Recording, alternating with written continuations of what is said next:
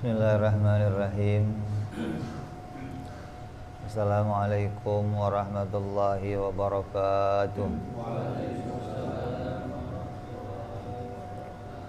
Al-Fatihah ila ruhi sayyidina wa habibina wa syafi'ina Rasulillah Sayyidina Muhammad ibn Abdullah sallallahu alaihi wa ala alihi wa sahbihi wa azwajihi wa dzurriyyatihi anna Allah ya'li darajatihim fil jannah wa yanfa'una bi asrarihim wa anwarihim wa 'ulumihim wa nafahatihim wa barakatihim fid dini wal dunya wal akhirah wa ja'aluna min hizbihim wa yarzuquna mahabbatahum wa yatawaffana 'ala millatihim wa yahshuruna fi zumratihim bil 'afiyatin wa salamatin lahumul Fatihah. A'udzu billahi minasy syaithanir rajim. Bismillahirrahmanirrahim. Alhamdulillahi rabbil alamin arrahmanir rahim maliki yaumiddin.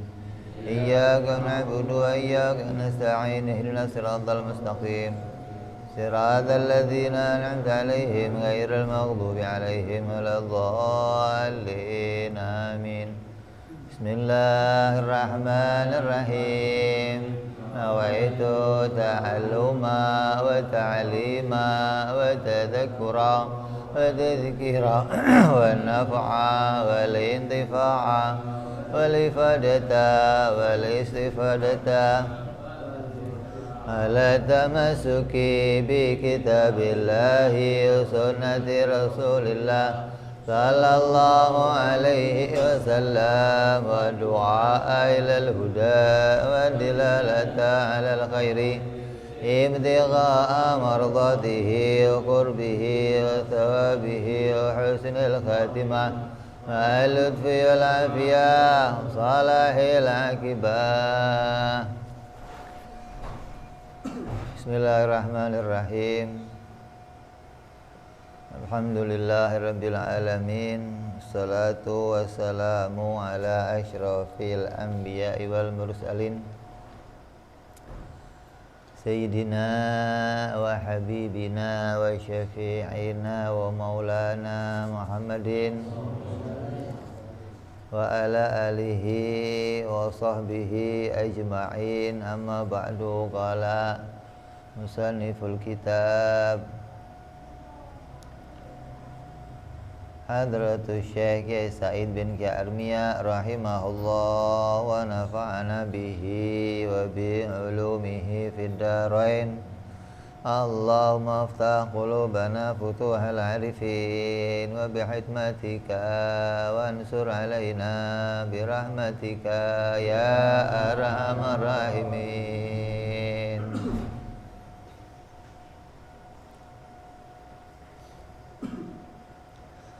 Ila anqal. Sampai apa kita kemarin?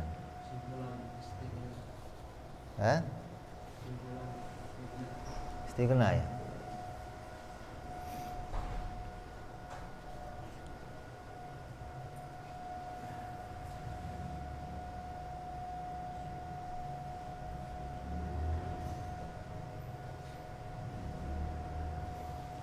Jadi seluruh akidah yang sudah kita pelajari itu semuanya terkumpul menjadi satu di dalam kalimat La ilaha illallah Muhammadur Rasulullah.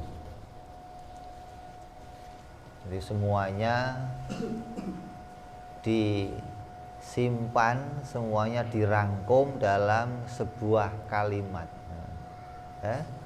Ini menunjukkan apa? Keistimewaan Nabi Muhammad Sallallahu Alaihi Wasallam, yang kalau ngomong itu sedikit tapi maknanya luas.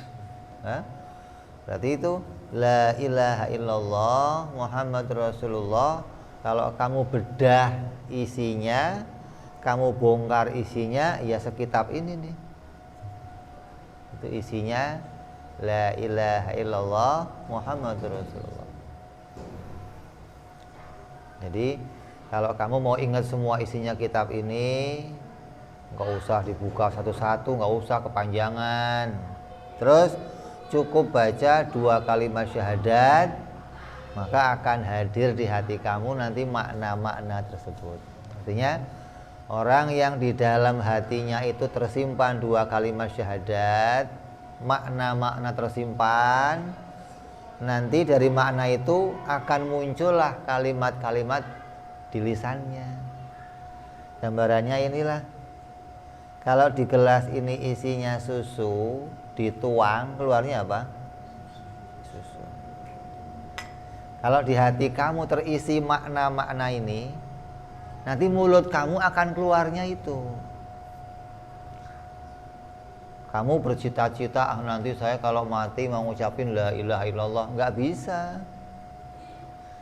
Kamu pengen cita-cita nanti kalau saya dikagetin, dor, mau ngomongnya Allah Allah. Nggak bisa, nggak. Harus tergantung yang di dalamnya apa, gitu loh. Yang di dalamnya kebun binatang, dikagetin, ya kebun binatang keluarnya. Ada kampret, ada apa lagi? Semut, ada kucing. Nah, kalau di dalamnya ada kalimat-kalimat makna-makna tauhid, yang munculnya akan itu nanti. Jadi semua seisi ini harus masuk dalam hati kita. Nah, yang terkumpul di hati kita itu kita keluarkan dalam kalimat la ilaha illallah Muhammad Rasulullah. Gitu loh. Jadi semua ini harus menjadi ilmu. Ilmu itu yang ada dalam hati kita. Kalau masih di buku namanya apa? Namanya maklumat, bukan ilmu. Kalau sudah masuk dalam hati kita namanya ilmu. Jadi seluruhnya ini tersimpan di dalam makna la ilaha illallah. Terus sudah kita bahas tuh. Jadi gimana cara memasukkan semua makna-makna itu ke dalam la ilaha illallah Muhammad Rasulullah? Oh, caranya dengan memberikan pengertian pada kalimat ilahi atau uluhi ya, atau ketuhanan. Tidak ada Tuhan kecuali Allah. Ya, itu pengertian dulu tuh. Pertama masuk Islam begitu kamu kan. Tidak ada Tuhan kecuali Allah. Nah, terus berkembang, kita pengen tahu Tuhan itu apa. Oh, Tuhan itu dimengerti zat yang berhak disembah. Kalau Tuhan diartikan zat yang berhak disembah, maka coba kita praktekkan, kita masukkan dalam la ilaha illallah, maka jadinya makna tidak ada zat yang berhak disembah kecuali Allah. Nah, ya kan? Jadi Tuhan diartikan apa? Zat yang berhak disembah. Maka jadi kalimatnya tidak ada zat yang berhak disembah kecuali Allah. Ya, sama dengan tidak ada Tuhan kecuali Allah. Jadi kamu sekarang kalau ngartiin la ilaha illallah, jangan tidak ada Tuhan kecuali Allah. Tapi ngartiinnya sesuai dengan yang kamu pelajari, sesuai dengan yang kamu ketahui tentang Tuhan itu apa, gitu loh. Jangan Tuhan diartikan Tuhan lagi, namanya bukan pengertian itu. Yang kamu sudah belajar Tuhan itu pengertiannya apa, maka munculkan pengertian itu di hati kamu. Oh, Tuhan itu zat yang berhak disembah. Munculkan tuh. Oh, berarti saya meyakini tidak ada zat yang berhak disembah kecuali Allah. Kenapa kok dia itu berhak disembah, Tuhan itu? Nah, yang mana sih Tuhan yang berhak disembah? Meningkat nih. Oh, Berarti pengertian Tuhan itu berhak disembah masih belum jelas pengertian itu. Karena masih belum masuk dalam sebuah pengertian yang tertuju pada sesuatu yang tertentu. Tapi nanti masih bisa jadi makna umum.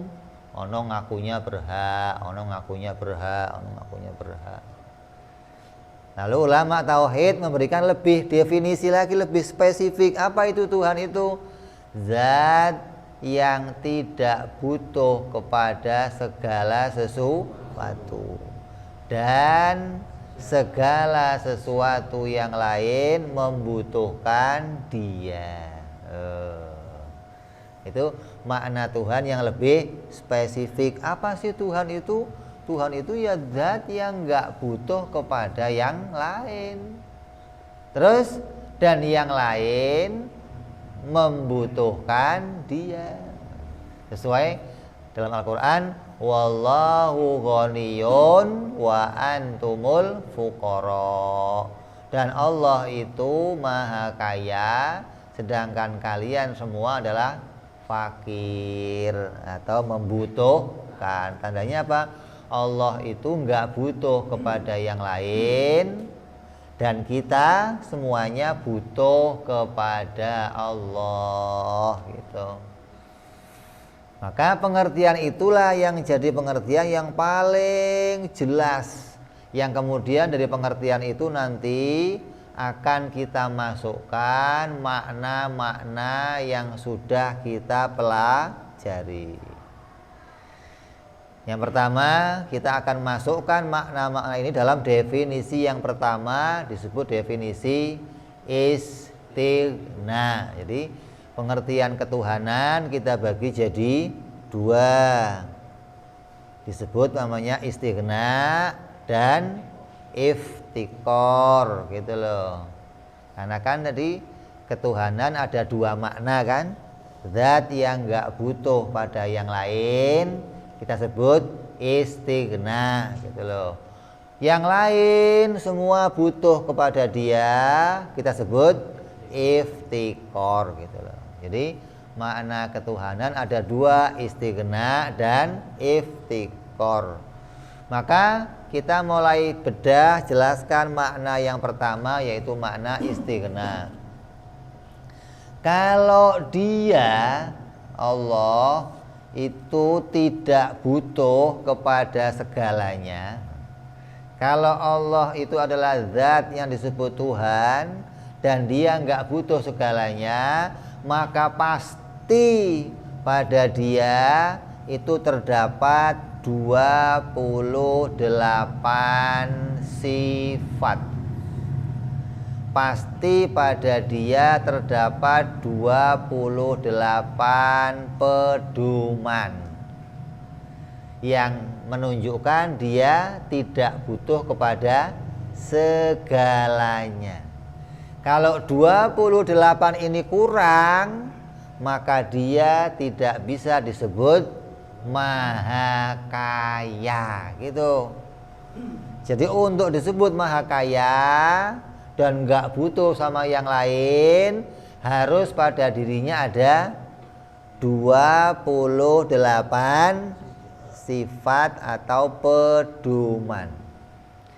28 itu dari mana? Yang sudah kita pelajari itu. Ada yang wajib, ada yang mustahil, ada yang jaiz. Kan kita belajar sifat Allah ada 3 macam, yang wajib, yang mustahil, dan yang jaiz. Ada berapa yang wajib dalam makna ini? Yang wajib ada berapa?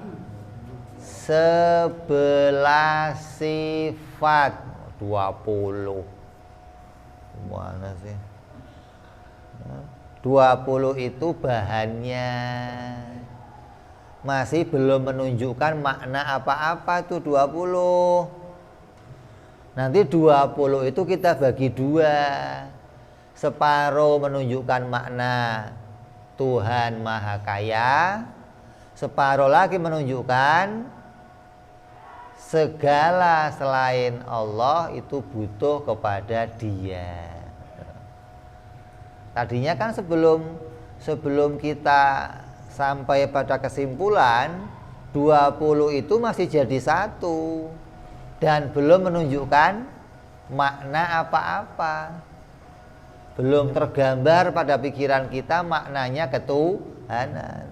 Tapi setelah kita susun jadi 2, 20 itu dibagi 2. Separuh menunjukkan makna dia tidak butuh kepada yang lain, separuh menunjukkan yang lain butuh kepada dia. 11 sifat itu apa saja? Yang pertama apa? Wujud, qidam, baqa, mukhalafah lil hawadis, qiyamu bi nafsi, sama, basor, kalam, sami'an, basiron, mutakaliman. Berapa? 11. Loh kok nggak ada wahdaniyah, kudrat? Kan dibagi 2 tadi. 11 masuk dalam makna istighna. Allah tidak butuh kepada segala. Kenapa Allah nggak butuh? Karena ada 11 sifat tadi. Wujud, nggak butuh diciptakan, gitu. Wajibul wujud, nggak butuh diciptakan. Wajibul qidam, nggak butuh diciptakan. Wajibul baqa, nggak butuh diciptakan. Wajib mukhalafah, nggak butuh diciptakan. Wajib qiyamuhu binafsih, tidak butuh pada zat yang lain. Sama, basor, kalam, sami'an, basiron, mutakaliman, tidak butuh pada yang menyempurnakan. Jadi 11 sifat itu menunjukkan Allah nggak butuh tuh, nggak butuh pencipta, nggak butuh zat yang lain, nggak butuh disempurnakan. Ini karena kita menemukan pada Allah ada sifat-sifat ini. Maka kita menetapkan Allah itu pasti Tuhan dan dia zat yang berhak untuk disembah. Jadi kita ngomong Allah Tuhan itu nggak ikut-ikutan, nggak, tapi betul-betul bersaksi tentang ketuhanannya Allah Subhanahu wa ta'ala. Harus kamu hafal. Kalau kamu nggak hafal ini, kamu nggak bisa menyimpulkan, kamu nggak bisa punya gambaran tentang Tuhan itu apa. Karena ini inti dari pelajaran kita, puncaknya di sini, gitu loh. 11 sifat yang wajib, hafal ya. Wujud, qidam, baqa, mukhalafah, qiyamu binafsih, wahdani apa? Sama, basor, kalam, sami'an, basiron, mutakaliman. 11. Kalau wajibnya 11, maka yang mustahil juga ada 11. Adam, kudus, fana, mumatsalah lil hawadis, qiyamuhu bi ghairihi, somam, ama, bakmun, asoma, a'ama, abkama. 11 sifat yang mustahil. 11 tambah 11 berapa? 22 loh. Yang wajib dan yang mustahil sudah terkumpul 22 akidah. Ditambah lagi yang jaiz loh. Ada berapa yang jaiz? Hah? Yang jaiz ada 3 yang masuk ke dalam istighna. Sifat perkara jaiz yang masuk dalam istighna ada 3 sifat. Apa yang pertama? Yang pertama apa?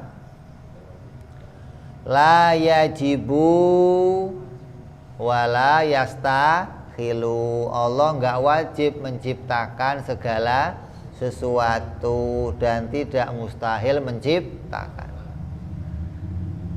Allah tidak wajib menciptakan, menunjukkan apa? Berarti dia nggak butuh sama yang lain.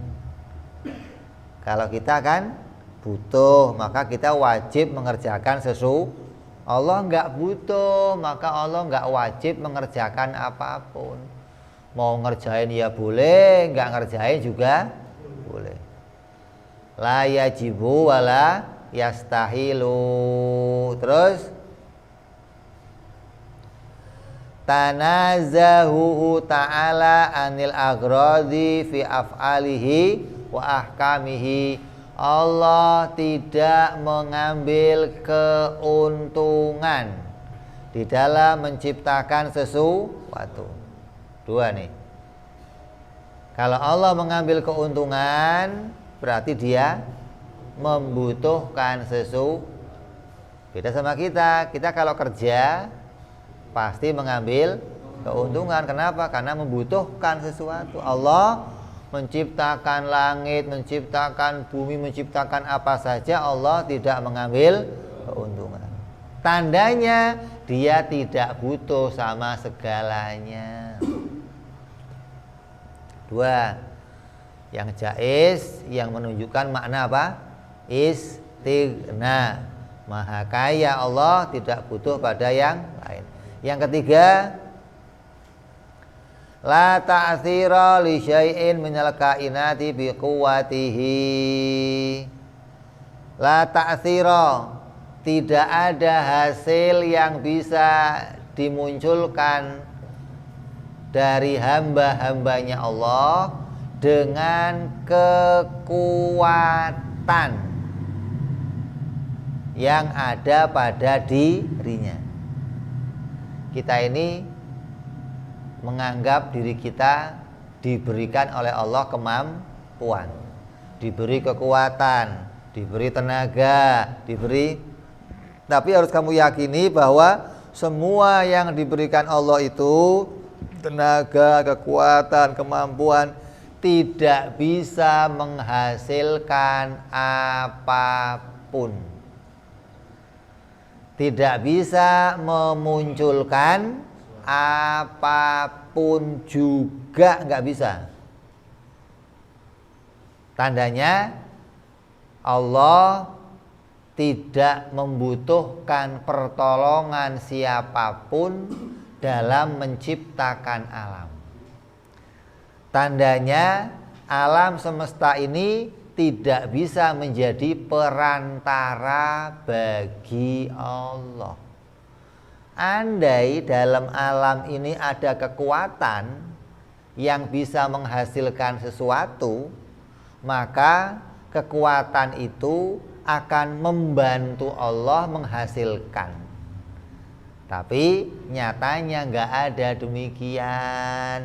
Nggak ada satupun di alam ini yang kekuatannya bisa menghasilkan sesuatu. Dari situlah berarti Allah tidak membutuhkan bantuan siapapun. Kenapa?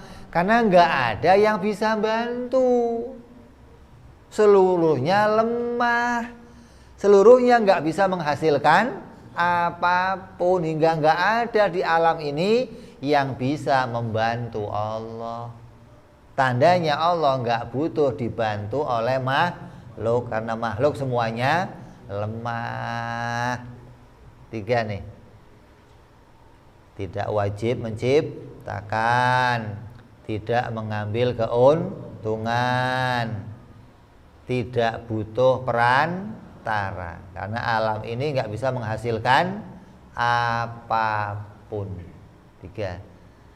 Tiga yang wajib, ditambah lagi lawannya 3, jumlahnya 6. Apa sih yang 3 lawannya? Allah itu wajib menciptakan sesuatu, mustahil. Allah mengambil keuntungan, mustahil. Ada di dalam alam ini yang punya kekuatan bisa menghasilkan sesuatu, mustahil.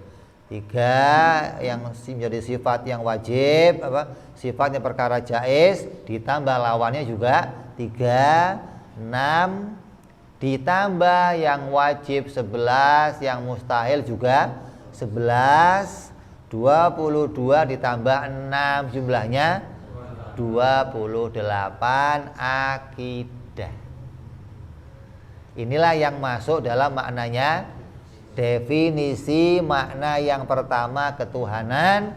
Allah tidak membutuhkan segala sesuatu. Harus nyambung ini. Kalau nggak nyambung ini ya nggak akan bisa memasukkan ini semua dalam hati kita. Karena nanti setiap kita mengucapkan kalimat la ilaha illallah, 28 ini harus hadir di hati kita.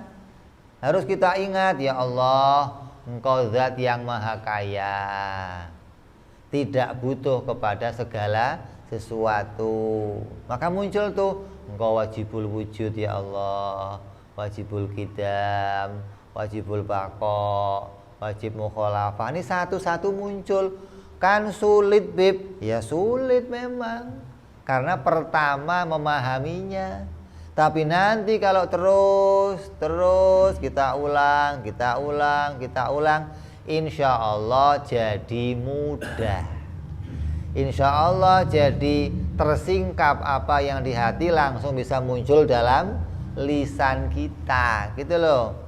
Yang tadinya sulit gimana ya caranya ya, satu-satu. Nanti pelan-pelan akan muncul ketika sudah terbiasa. Maka tugas kita sekarang apa? Membiasakan diri mengingat ini. Kalau dulu sebelum ngaji ini kita hanya hafal wujud, qidam, baqa sampai 20 sifat, bolak-balik itu aja. Nah sekarang 20 sifat itu kita mau bagi dua. Mau kita susun, mau kita bentuk menjadi makna ketuhanan, gitu loh.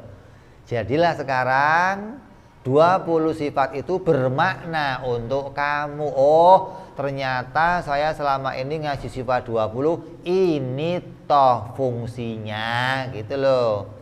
Yaitu membentuk dua makna ketuhanan. Coba 28 ini harus diulang-ulang nih. Karena ini inti dari pelajaran kita, ini kesimpulan dari pelajaran kita. Kalau yang 28 ini kita nggak paham, ya nggak usah dilanjutkan.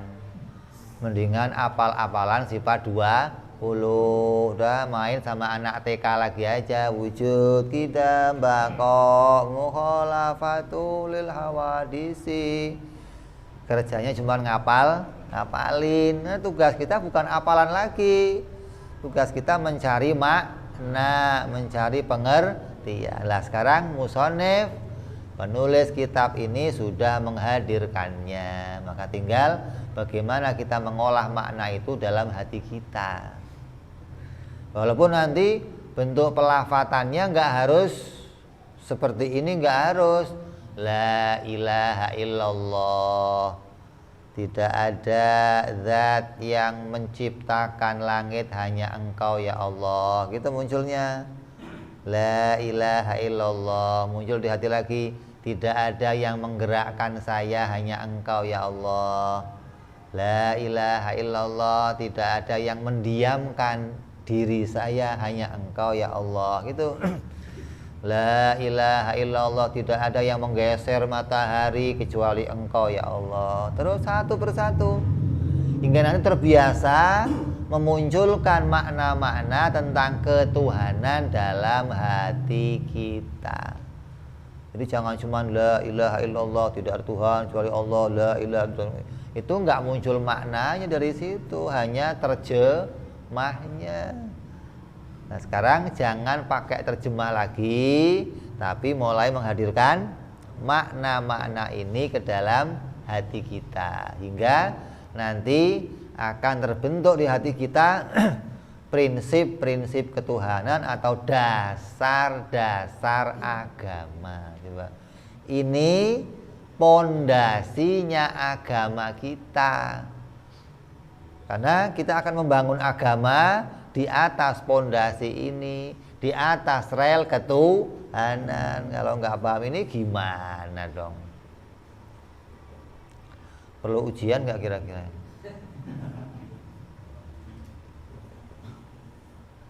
Ya, jadi yang masuk dalam makna istighna berapa?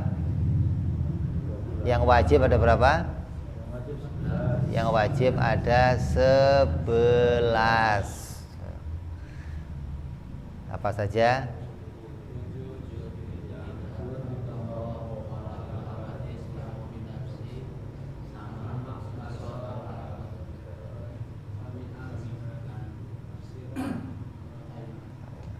Sifat. Itu menunjukkan Allah. Yang pertama, Allah tidak butuh pencipta.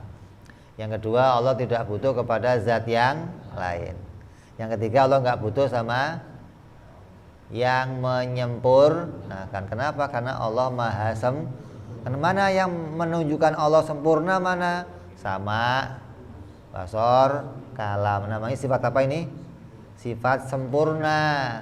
Kalau Allah punya sifat sempurna, berarti Allah nggak butuh disempurnakan.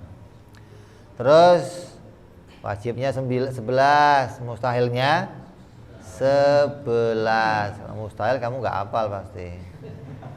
Hafalnya wajib doang ente mah. Hafalin yang mustahil ya. Apa? Adam, Kudus, Fana. Apalagi mumatsalah lil hawadis, terus ikhtiyaju li ghairihi, terus somam, ama, abkama, terus asoma, aamma, abkama. 11 sifat yang mustahil, itu yang menunjukkan Allah nggak butuh sama yang lain. Ditambah yang jaiz 3, la yajibu wala yastahilu, menunjukkan Allah tidak butuh pada makhluk. Terus ada gharad, Allah tidak mengambil keuntungan, menunjukkan apa? Allah nggak butuh pada yang diciptakan. Terus satu lagi, makhluk tidak bisa menghasilkan apapun dengan kekuatannya, menunjukkan Allah tidak butuh pertolongan. Jadi kalau ditanya yang tidak dibutuhkan Allah itu ada berapa? Oh, akal cukup menyimpulkan 5. Allah tidak butuh pada segalanya. Segalanya ada berapa? 5. Berapa? Yang pertama apa? Tidak butuh diciptakan. 2, tidak butuh pada wujud yang lain. Yang ketiga, tidak butuh disempurnakan. Yang keempat, tidak butuh pada makhluk yang diciptakan. Yang kelima, tidak butuh penolong atau perantara. Jadi Allah itu wallahu ghaniyun, Allah itu maha kaya, nggak butuh anil alamin. Apa yang Allah nggak butuh? 5. Nggak butuh diciptakan, nggak butuh kepada wujud yang lain, nggak butuh disempurnakan, nggak butuh pada yang diciptakan, nggak butuh perantara atau penolong. 5 ini kalau kita korek isinya, jadinya 28 sifat gitu. Dirangkum jadinya 5 maha kaya. Nggak butuh diciptakan. Masuk sifat apa ini? Nggak butuh diciptakan. Masuk sifat apa? Wujud, qidam, baqa, mukhalafah lil hawadis. 4 sifat. Tidak butuh pada wujud yang lain. Masuk sifat apa? Qiyamuhu binafsihi. Tidak butuh disempurnakan. Masuk sifat apa?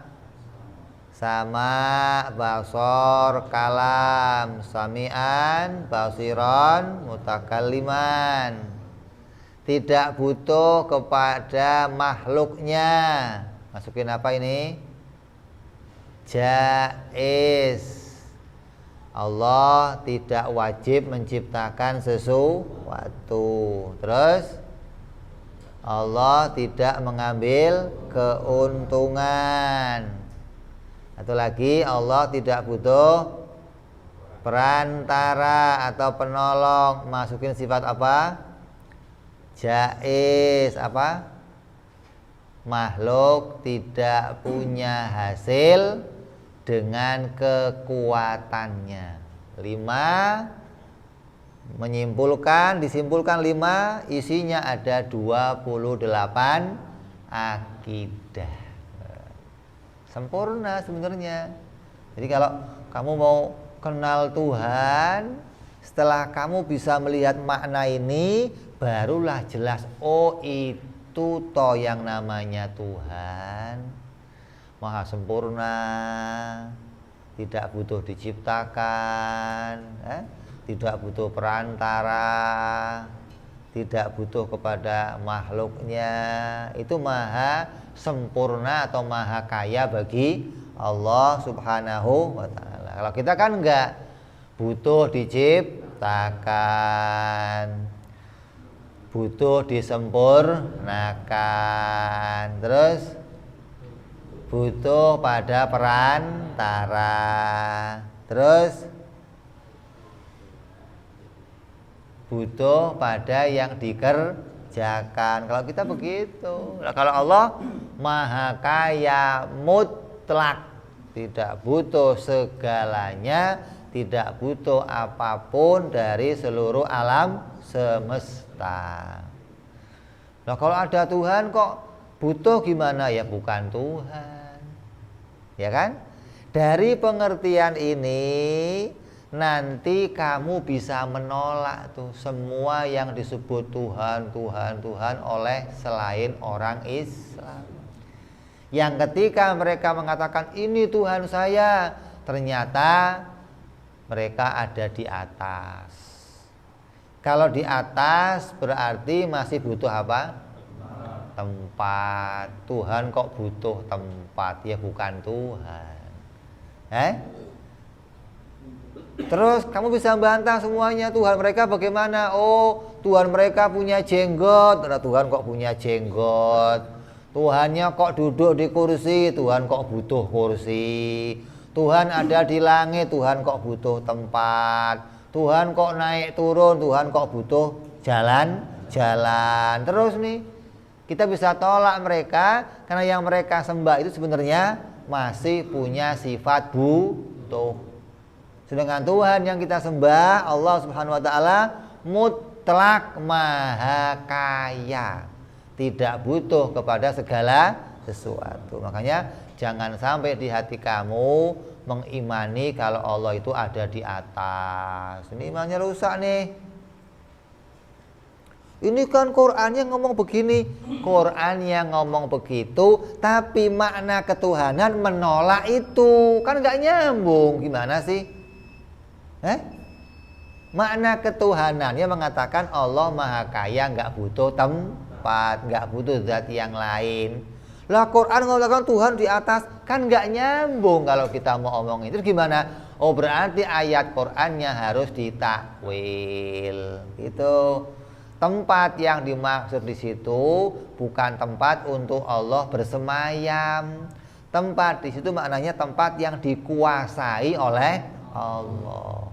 Mau di langit dikuasai, di bumi dikuasai, di mana saja yang Allah ciptakan, semua itu dikuasai oleh Allah. Bukan dikuasai maknanya ditempati, bukan. Saya menguasai rumah, terus saya menempati rumah, enggak begitu. Menguasai itu bukan menempati, gitu loh. Jadi harus cocok. Apa yang disebutkan Quran harus cocok dengan makna ketuhanan yang kita imani. Jangan sampai enggak cocok. Di Quran ada lagi perkataan Allah kalau malam turun, kalau pagi naik. Loh, ini perkataannya menunjukkan Allah membutuhkan sesuatu, nengokin makhluknya, memberi kabar kepada makhluknya, membutuhkan perantara untuk turun ke tempat makhluknya. Ini yang demikian kita tolak semua. Apapun yang menunjukkan makna Allah itu butuh sesuatu, maka kita menolaknya. Makanya kan sering Allah ngapain menciptakan malaikat? Berarti Allah kan butuh malaikat. Kan malaikat itu disuruh-suruh sama Allah. Kalau disuruh berarti Allah butuh, gitu maksudnya. Nah, ini kan rusak. Malaikat itu kan membantu Allah. Kalau membantu Allah berarti berarti kamu nggak kenal Allah kalau begitu. Maka kenalilah sifat-sifat ketuhanan, biar kamu tahu, oh ini toh yang disebut Tuhan, zat yang tidak butuh segala sesuatu. Ya, ketika kita ngomong Allah menciptakan malaikat untuk membantu Allah, enggak terus maknanya Allah mendapatkan bantuan, enggak. Makanya malaikat itu hamba Allah sepenuhnya yang tidak mengurus urusan lain dari dirinya sendiri. Murni ngurus perintahnya Allah. Disuruh duduk dia duduk, disuruh sujud dia sujud, disuruh lari dia lari, disuruh muter dia muter. Malaikat enggak ngurus yang lainnya, maka disebut malaikat siap membantu perintahnya Allah, siap menjalankan apapun yang diperintahkan oleh Allah. Bukan artinya membantu, gitu. Begitupun yang lain-lainnya, ya. Jadi semua makna yang ada dalam Al-Quran, dalam hadis harus kita cocokkan, harus kita sesuaikan dengan apa yang menjadi makna ketuhanan. Karena ini prinsip kita, ini akidah kita. Kalau akidah kita melenceng, nanti ya makna yang terkumpul juga melenceng. Jangan sampai nanti yang kita sembah ternyata bukan Tuhan yang sebenarnya. Jadi ini yang pertama dari definisi ketuhanan, memasukkan 28 akidah. Insyaallah kita bisa menyimpan makna ini dalam hati kita, terkunci dalam diri kita, menjadi akidah, menjadi dasar agama kita, hingga sampai nanti hari kematian kita bisa mengucapkan 2 kalimat syahadat dengan mudah. Insyaallah kita sambung yang akan datang bicara makna yang kedua, insyaallah. Wallahu a'lam bishawab. Wa ila hadratin nabi. Al-Fatihah. A'udzu billahi minasyaitonir rajim. Bismillahirrahmanirrahim. Alhamdulillahi rabbil alamin. Arrahmanir rahim. Maliki yaumiddin. Iyyaka na'budu wa iyyaka nasta'in. Ihdinas siratal mustaqim. Siratal ladzina an'amta 'alaihim ghairil maghdubi 'alaihim waladdallin. Amin. Ya Rabbana i'tarafna bi anna naktarafna وأننا أسرافنا للظى أشرافنا فتب تغسل كل هوبا واستر لنا